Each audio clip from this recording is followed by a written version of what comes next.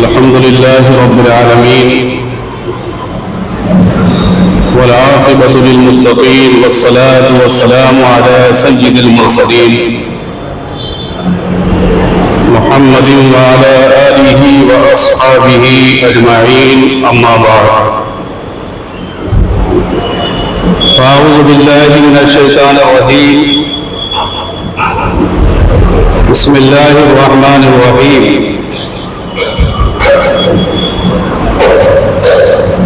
يريدون أن يطفئوا نور الله بأفواههم والله متم نوره ولو كره الكافرون صدق اللہ العظیم۔ آئیے ہم سب مل کر اپنے آقا و مولا حضور رحمت عالم نور مجسم فخر آدم و بنی آدم حضور احمد مصطفیٰ محمد مصطفیٰ علیہ تحیت و ثنا کی بارگاہ عالیہ میں ہدیہ درود و سلام پیش کر لیں۔ پڑھی اللہم صلی علی سیدنا و سیدنا و شفیعنا و مولانا محمد معدن الجود والکرم و آلہ و بارک وسلم صلاة و سلاما علیک یا رسول اللہ۔ حاضرین اکرام اور سامعین محترم، قرآن مقدس کی اس آیت کریمہ کو میں نے پڑھا، اس آیت کریمہ کا ترجمہ اور اس کا مفہوم و خلاصہ آپ حضرات کے سامنے پیش کیا جائے گا۔ آیت کریمہ کا ترجمہ یہ ہے، یریدون ان یطفئوا نور اللہ بافواہہم، یہ کفار و مشرکین چاہتے ہیں کہ اللہ کے نور کو اپنی پھونکوں سے بجھا دیں، پھونک مار کر بجھا دیں۔ واللہ متم نورہ، اور یاد رکھو اللہ اپنے نور کو تام فرمانے والا ہے، اپنے نور کو مکمل کرنے والا ہے۔ وَلَوْ كَرِهَ الْكَافِرُونَ، بھلے سے یہ کافر برا مانے، بھلے سے یہ کافر برا مانتے رہیں، برا مانے، لیکن اللہ تبارک و تعالیٰ اپنے نور کو کامل فرمائے۔ دور حاضر کی امت مسلمہ اپنے آس پاس کے حالات سے ناواقف ہے۔ میرے آقا کریم علیہ الصلوۃ والسلام نے ایمان والے کے بارے میں فرمایا ہے، اتقوا فراست المؤمن فإنه ينظر بنور اللہ، مومن کی فراست سے، مومن کی دور اندیشی سے ڈرو، کیونکہ وہ اللہ کے نور سے دیکھتا ہے۔ لیکن بڑے افسوس کے ساتھ کہنا پڑ رہا ہے کہ اس وقت عوام تو عوام بلکہ خواص کا بھی یہ حال ہے، جن کی محفلیں اس امت کی فکر میں نکلتی ہیں اور جن کے زبان پر ہر وقت شکوہ شکایات رہتے ہیں کہ فلاں یہ نہیں کر رہا، فلاں یہ نہیں کر رہا ہے، مسلمانوں کے حالات خراب ہیں، کوئی آگے بڑھ کر ذمہ داری نہیں نبھا رہا ہے، ایسے خواص کا بھی یہ حال ہے کہ وہ اپنے آس پاس منڈرانے والے خطروں سے نواقف ہیں۔ آپ حضرات کے سامنے بہت اہم بات ہر ہفتے عرض کرنے کے لیے میں حاضر ہوتا ہوں۔ میری تقریر کوئی روایتی تقریر نہیں ہوتی ہے، بلکہ جو حالات کا تقاضا ہوتا ہے اس سلسلے میں آپ حضرات کے سامنے کچھ نہ کچھ بیان کر دیتا ہوں۔ اس وقت آپ کو معلوم ہونا چاہیے کہ ہمارے مدارس، ہماری مسجدیں، ہمارے علماء، ہمارے ائمہ اور اس امت کی جو جان ہے، ہمارے مشائخ، یہ سب دشمنان اسلام کے نشانے پر۔ آپ کو معلوم ہونا چاہیے اس وقت ہندوستان کی پارلیمنٹ میں جس بل پر بحث چل رہی ہے وہ مسلمانوں کی جو ان کے آباء و اجداد نے پراپرٹی اللہ کی راہ میں دی ہے، مساجد کے لیے، مدرسوں کے لیے اور کفالت کے لیے، ان مدرسوں اور مسجدوں کی ذمہ داری کے لیے جو وقف کی پراپرٹی مسلمانوں کے آباء و اجداد نے اپنے خون پسینے اور اپنے خون جگر سے سینچ کر کے انہوں نے جائیداد اکٹھا کی اور اللہ کے نام پر ان مسجدوں مدرسوں سے بھی آج اس پراپرٹی کو ہڑپنے کی سازش چل رہی ہے۔ آپ کو نہیں معلوم کہ اس کے پیچھے کتنا بڑا مسئلہ ہے، اس کے پیچھے کتنا بڑا مقصد ہے۔ مسلمان حالات حاضرہ سے واقف نہیں ہے کہ اس کے سر پر کتنا بڑا خطرہ منڈلا رہا۔ جہاں تک مدرسوں کی بات ہے،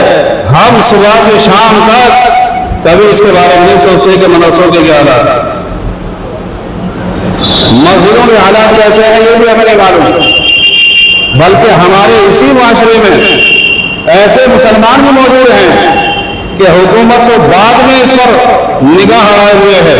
ہمارے اسی مسلم معاشرے کے اندر بہت سے لوگ ایسے ہیں جو مساجد اور مدارس کی جو پراپرٹیز ہیں ان کا غلط استعمال کرتے ہیں۔ یہ صورتحال اور یہ بڑھتی ہوئی سازشیں، یہ آتے ہوئے خطرات اور سامنے نئے جو چیلنجز آ رہے ہیں مسلمانوں یا آسانی، ان سے پار پانا کوئی آسان کام نہیں ہے۔ ہندوستان میں آرمی کے بعد اور ریلوے کے بعد سب سے زیادہ پراپرٹی مدارس اور مساجد، وقف بورڈ کے پاس سب سے زیادہ پراپرٹی جو خالص مسلمانوں کی بالکل حلال کی پیور کمائی کی اللہ کی آمد ہوئی پراپرٹی، اور آج حکومت کی نظریں اس پر کہ کسی طریقے سے پراپرٹی ہڑپ لی جائے، مسلمانوں سے چھین لی جائے۔ بہت سے مدارس اور مساجد ایسے ہیں جو صرف انہی پراپرٹیز کی بنیاد پر چل رہے ہیں، بہت سی خانقاہیں ایسی ہیں، بہت سے مدارات ایسے ہیں جن کے پاس یہ پراپرٹیز ہیں اور ان کے تمام اخراجات اسی کی بنیاد پر چل رہے ہیں۔ اور آج ہمارے درمیان جو مدارس اسلامیہ ہیں، یہ مدارس اسلامیہ ان کی اہمیت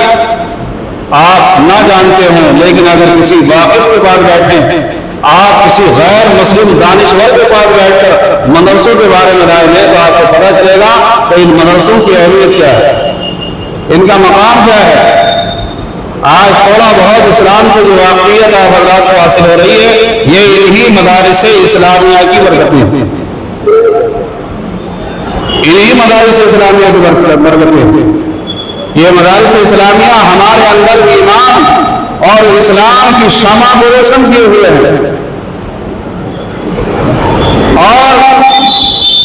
انہی مدارس اسلامیہ کی بنیاد پر آج ہماری مسجدیں آباد ہیں، ہمارے خانقاہیں آباد ہیں، ہمارے بزرگوں کے آستانے آباد ہیں۔ یہ سب مدارس اسلامیہ کی دین ہے کہ یہ علماء کرام جو پڑھانے والے ہیں وہ اپنا خون جگر پلا کر علماء کرام تیار کرتے ہیں، پھر وہ علماء مدارس میں آ کر اسٹیجوں پر آ کر آپ حضرات کے سامنے اسلام کی باتیں کرتے ہیں اور آپ کو اسلام سے واقف کراتے ہیں۔ یہ سب اگر دیکھا جائے تو ہماری نرسری اور ہماری جڑ اور ہماری بنیاد جو اسلام کی بنیاد ہے وہ مدارس اسلامیہ ہے، اور اس کا جو آکسیجن ہے وہ ہمارے علماء کرام ہیں۔ ان علماء کرام کا جب تک دم باقی ہے تو انشاءاللہ عزوجل اسلام کی شمع اسی طرح روشن ہوتی رہے گی اور یہ قیامت تک باقی رہیں گے، یہ بھی میں آپ کو بتاتا ہوں۔ اور یہاں مایوس ہونے کی ضرورت نہیں ہے، میں آپ کے سامنے اس لیے گفتگو نہیں کر رہا ہوں کہ آپ مایوس ہو جائیں، کیونکہ پچھلے دنوں میں نے آپ کے سامنے گفتگو کی تھی کہ مسلمان کسی بھی صورت میں مایوس نہیں ہونا چاہیے۔ قرآن کریم میں حضرت یعقوب علیہ السلام کا قول منقول ہے، اللہ فرماتا ہے حضرت یعقوب نے کیا کہا، وَلَا تَيْأَسُوا مِن رَّوْحِ اللَّهِ إِلَّا الْقَوْمُ الْكَافِرُونَ، اللہ کی رحمت سے صرف اور صرف کافر مایوس ہے، ایمان والا مایوس نہیں ہے۔ اور میں آپ کے سامنے یہ بھی عرض کر دوں ہم بھلے سے آگاہ ہو نہ ہو، ہم بھلے سے اپنے مذہب اپنے اسلام کے لیے کچھ کریں نہ کریں، لیکن اللہ تبارک و تعالیٰ نے جو اسلام کی شمع روشن فرمائی ہے، دنیا کی کوئی طاقت اس کو بجھا نہیں سکتی، چاہے کتنی ہی سازشیں رچ لیں، چاہے کتنے ہی ہتھ کنڈے بنا لیں، چاہے کتنے ہی خطرناک سے خطرناک بل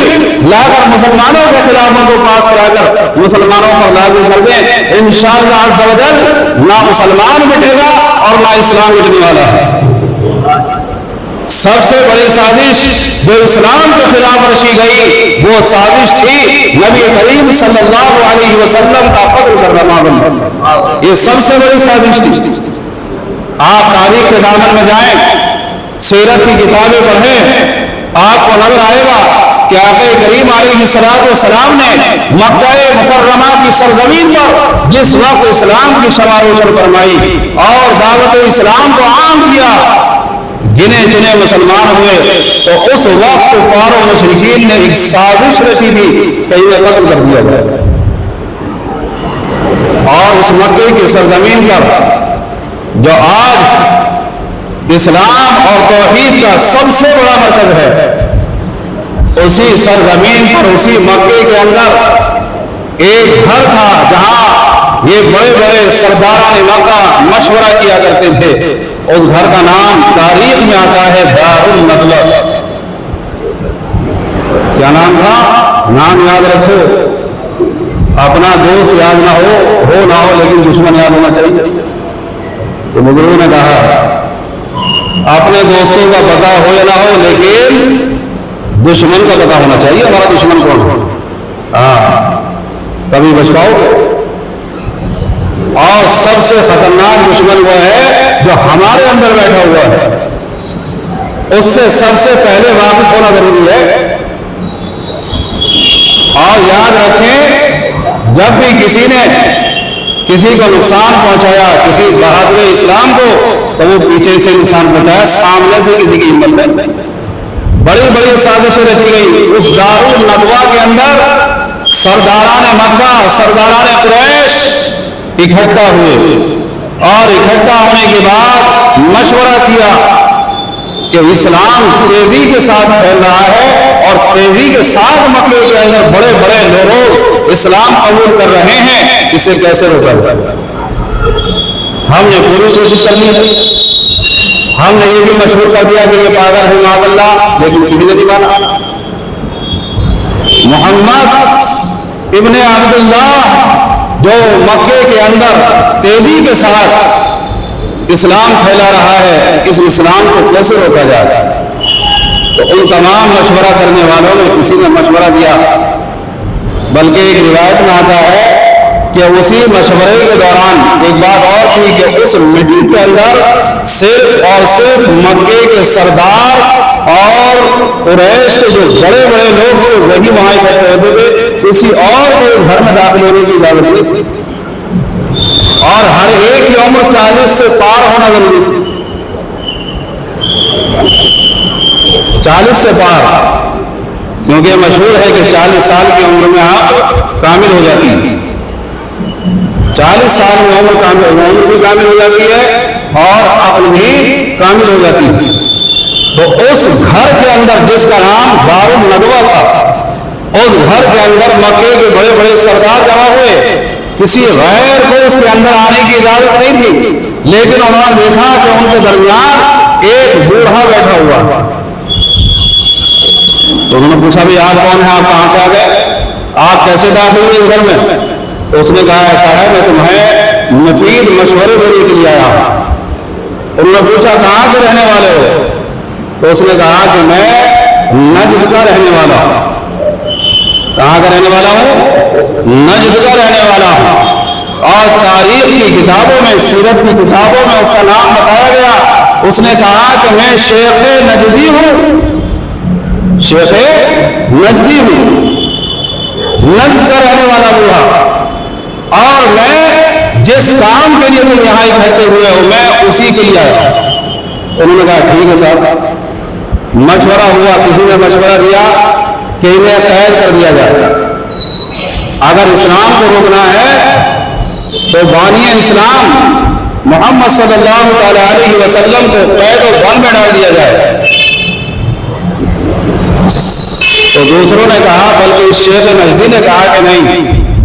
اگر قید میں آپ نے ڈال دیا تو ان کے چاہنے والے نے چھوڑا کر لے جائیں۔ دوسرا مشورہ آیا کہ انہیں کسی اونٹ پر سوار کر کے جنگل و بیابان میں چھوڑ دیا جائے۔ تو وہ شیخ نجدی بولا کہ نہیں، اگر انہیں اونٹ پر بٹھا کر چھوڑ دیا کسی اور علاقے میں پہنچ کر یہ اسلام پھیلائیں گے، اور جب ان کی طاقت اکٹھا ہو جائے گی تو پھر یہ مکے پر قبضہ کر لیں گے۔ ابو جہل نے مشورہ دیا، ایسا کیا جائے کہ اگر ہم میں سے کسی نے ان کو قتل کیا تو بنو ہاشم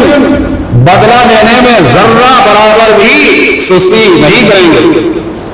ذرہ برابر گریزاری نہیں ہوں گے۔ لہذا ایسا کیا جائے کہ جتنے بھی خاندان ہیں، جتنے بھی قبیلے ہیں مکے کے اندر،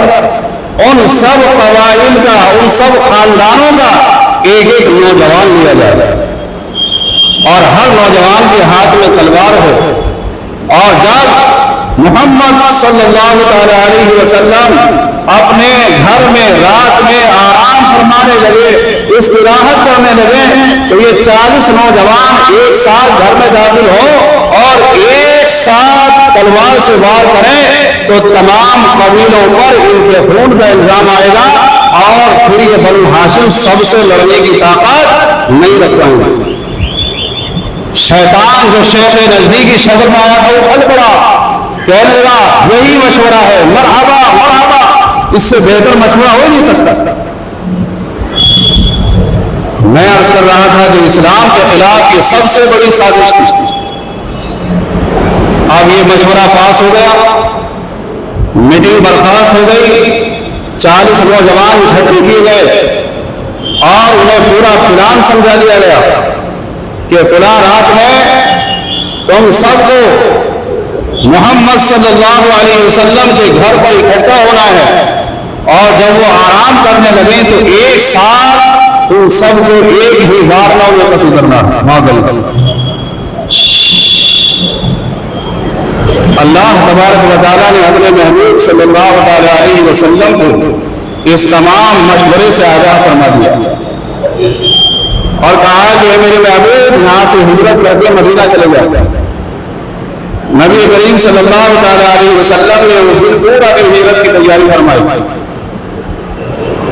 حضرت ابو بکر صدیق رضی اللہ تعالیٰ عنہ کے مکان پر گئے اور کہا کہ گھر والوں کو باہر نکال دو، مشورہ کرنا۔ تو جناب ابو بکر صدیق رضی اللہ تعالیٰ عنہ نے عرض کیا، یا رسول اللہ یہ آگے کا گھرانہ آپ کر سکتے۔ نبی کریم صلی اللہ علیہ وسلم نے فرمایا مجھے ہجرت کا حکم ہو چکا ہے۔ حضرت ابو بکر صدیق رضی اللہ تعالیٰ عنہ جو آپ کے ساتھ ہجرت کرنے کے لیے رکے ہوئے تھے، بہت سے صحابہ ہجرت کر کے چلے گئے تھے، لیکن حضرت ابو بکر صدیق رضی اللہ تعالیٰ عنہ صرف اس وجہ سے رکے ہوئے تھے کہ جب ہجرت فرمائے تو مجھے رسول اللہ صلی اللہ علیہ وسلم کا ہجرت میں آپ کی خدمت کرنے کا موقع مل جائے، اور واقعی یہ آپ کے مقدر میں تھا۔ آپ نے اس نیت سے 2 اونٹنیاں پالی ہوئی تھی کہ جب آقا کریم علیہ السلام ہجرت فرمائیں گے تو ایک اونٹنی پر میں سوار ہوں گا اور ایک اونٹنی پر میرے آقا سوار ہوں گا۔ بہرحال تاریخ کی کتابوں میں لمبا واقعہ ہے، اس طرف لے جانا مقصد میرا نہیں ہے، آپ خود بھی مطالعہ کر سکتے ہیں۔ حضرت ابو بکر صدیق رضی اللہ تعالیٰ عنہ کو آگاہ کیا، مشورہ پاس ہوا کہ فلاں محکمہ نکلنا تھا۔ نبی کریم صلی اللہ علیہ وسلم اپنے مکان پر تشریف لائے، مولا کائنات حضرت علی کرم اللہ وجہہ الکریم کو نبی کریم صلی اللہ علیہ وسلم نے امانتیں سونپی کہ یہ فلاں شخص کی امانت ہے، یہ فلاں شخص کی امانت ہے، یہ فلاں شخص کی امانت ہے۔ یہ بھی ایک عبرت کی اور درس کی بات ہے کہ جان کے دشمن ہے لیکن امانت دار اگر کوئی مل رہا ہے تو محمد صلی اللہ علیہ وسلم کی ذات ہے۔ آپ نے امانتیں سونپی، حضرت علی سے فرمایا تم میرے بستر پر لیٹ جانا اور یہ میری چادر اوڑھ لینا۔ آقا کریم علیہ السلام کے حکم پر حضرت علی رضی اللہ تعالیٰ عنہ اس بستر پر لیٹ گئے، اور حقیقت میں وہ بستر آرام نہیں تھا، بستر موت تھا۔ اسی بستر پر 40 نوجوان مکے کے طاقتور نوجوانوں کی تلواریں پڑنا تھا۔ نبی کریم صلی اللہ علیہ وسلم نے امانت سوچی، وصیت فرمایا، اور ساتھ ساتھ ارشاد فرمایا کہ صبح کے وقت میں ساری امانتیں سب کو دے کر تم بھی مدینہ آ جاؤ۔ نبی کریم صلی اللہ علیہ وسلم رات کے اندھیرے میں جس وقت 40 نوجوان اس گھر کو گھیرے ہوئے ہیں، اس گھیراؤ کے اندر سے یاسین شریف کی تلاوت کرتے ہوئے نبی کریم صلی اللہ علیہ وسلم، اور آپ نے ایک ہاتھ میں مٹی لی اور اس مٹی کو پھینک دیا اور یاسین شریف کی تلاوت کرتے ہوئے وہاں سے نکل گئے۔ یہ اسلام کے خلاف سب سے پہلی سازش تھی، سب سے بڑی سازش تھی، لیکن اللہ تبارک و تعالیٰ نے وعدہ فرمایا ہے کہ اللہ چاہتا ہے کہ اپنے نور کو تام فرما دے۔ یہ کفار و مشرکین چاہتے ہیں کہ اللہ کے نور کو اپنی پھونکوں سے بجھا دے، لیکن یاد رکھو اللہ اپنے نور کو کامل کرنے والا ہے، لہذا یہ کافر بھلے سے کتنی سازشیں رچ لیں لیکن اسلام کے نور کو بجھا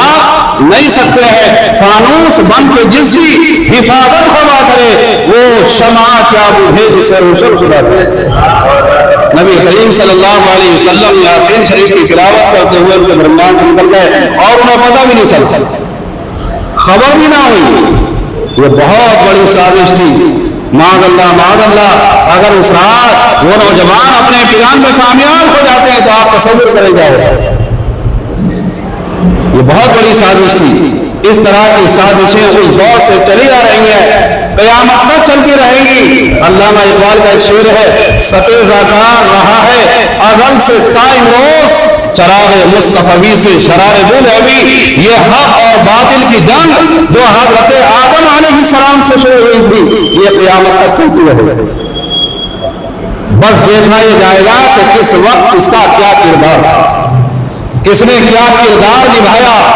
اللہ کی بارگاہ میں یہ دیکھا جا رہا ہے، یہی سروے ہو رہا ہے۔ آج ہمارا ایمان کتنا مضبوط ہے، کتنا پختہ ہے، یہ ہمارے امتحان اور ہماری آزمائش کے لیے ساری جتنی بھی مصیبتیں ہیں، پریشانیاں ہیں، جتنی بھی آزمائشیں ہیں، یہ سب ہمارا ایمان اور ہمارا ایمان، ہمارا یقین پر رکھنے کے لیے۔ اللہ سے دعا کریں مجھے اور آپ کو ایمان کی پختگی عطا فرمائے اور ہم سب سے ایمان کی سلامتی عطا فرمائے اور ہمیں اسلام پر استقامت عطا فرمائے۔ انشاءاللہ اسی موضوع پر بیان جاری رہے گا۔ اللہ سے دعا کریں کہ اللہ تبارک و تعالی ہم سب مسلمانوں کو ایک اور نیک بنا دے۔